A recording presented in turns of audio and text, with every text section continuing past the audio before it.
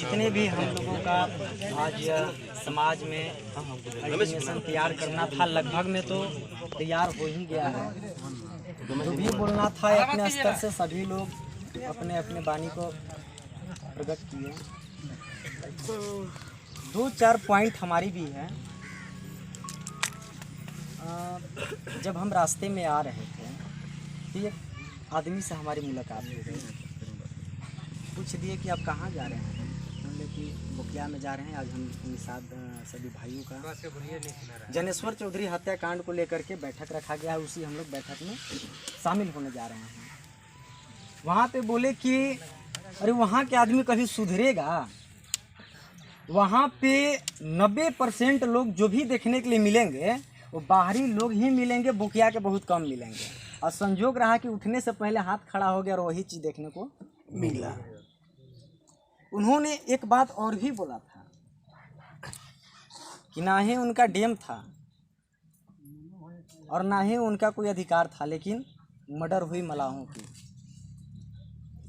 आप बोकिया के निवासी से ही पूछ लेंगे, एक बार जानकारी ले लेंगे, उनकी ही खेतों से क्रॉस होते हुए वो नदी जो पार हुई है, उस नदी में से 100 गाड़ी जो 100 ट्रैक्टर जो है चलाई जाती है, वो भी चौरसिया जाति का है। और वहाँ भी दबंगई से बालू निकलता है और दबंगई से बिक्री होता है। दबंगई सिर्फ मछली पे ही नहीं है, नहर पोखरा पे ही नहीं है, दबंगई हमारे नदी पे भी है, जहाँ मछली है और बालू भी हैं। हमने अपनी आंखों से देखा सर। एक दिन डंडा में हमसे वो जो बालू गिर रहा था सरोज, उस दिन जो पिस्टल उस्टल निकला था वो कौन हुआ था? गोबरदहा पे निकला था। उस रास्ते से हम क्रॉस कर रहे थे, 2-4 चौरसिया लोग आते हैं बाइक से और हम ही लोग से खुद पूछता है कि इधर से ट्रैक्टर पार हुआ है क्या? हम लोग बोले कि हाँ अभी जस्टे तो पार हुआ है। पता चला कि आगे जो है कि मारपीट हो रहे थे, पिस्टल जो है कि हाथ में लहराया जा रहा था। तब तक उसी रास्ते से हम भी पार हो रहे थे। बालू जस्ट गोबरदहा पुल के सामने आप देख रहे हैं, विनोद चौधरी नामक हैं, उनके दरवाजे के सामने ही वह बालू जबरदस्ती गिरवा दिया गया। अब ये ट्रैक्टर गाड़ी जो है वो राजपूत के था या ब्राह्मण के था या निषाद समाज के था या मुस्लिम समाज के था, ये हमने पता नहीं कर पाया। लेकिन हमने देखा कि पिस्टल हाथ में लहराया जा रहा है और चौरसिया है। मामला डंडा थाना तक जाता है। डंडा थाना पे जब मामला जाता है और जब उसके लोग वहाँ पे पकड़े जाते हैं, तो वहाँ पे हम लोगों ने अपने आंखों से जो देखा कि डंडा के पुल पे समथिंग 10 से 12 गाड़ियाँ लग गई थी चौरसिया समाज के सपोर्ट के लिए कि हमारा समाज को कैसे जेल भेज देगा।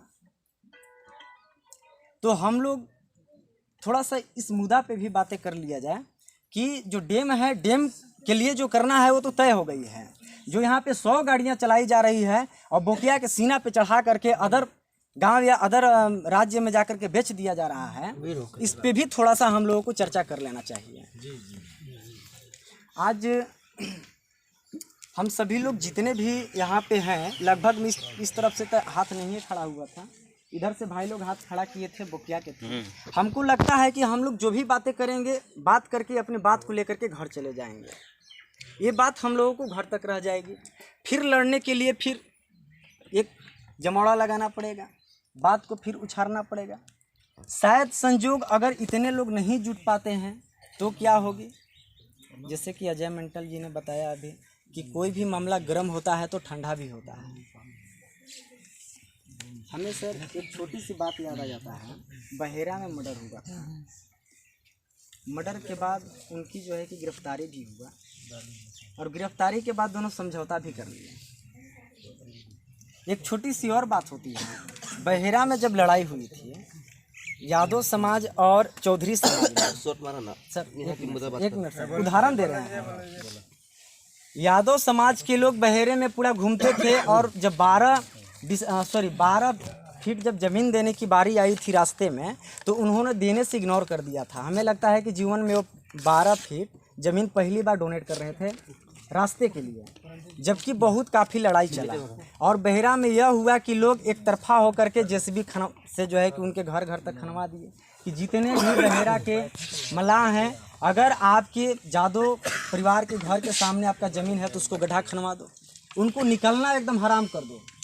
तो हम लोग सर वैसे कार्यक्रम कर सकते हैं। चौरसिया समाज जो है, हम ही लोगों में कहीं ना कहीं अपना व्यवसाय की इतने बड़ा कर लिए हैं कि वो पैसा भी हमारी है और वो पैसा को इस्तेमाल हमारे ऊपर कर भी रहे हैं। तो इन तमाम मुद्दा को सर हम लोग देखा जाए, एक नज़र लिया जाए, चौरसिया समाज से ज़्यादा घुल मिल न रखा जाए।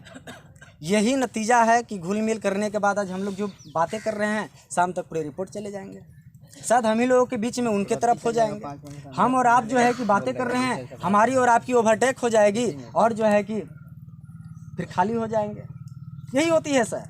इसलिए हम लोग अगर लड़ें तो विशाल तरीके से लड़ें, या तो आओ या तो जाओ।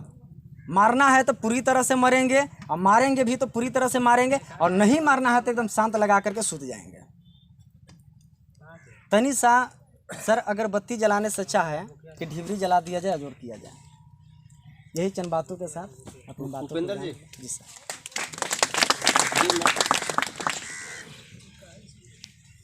करने का काम किया।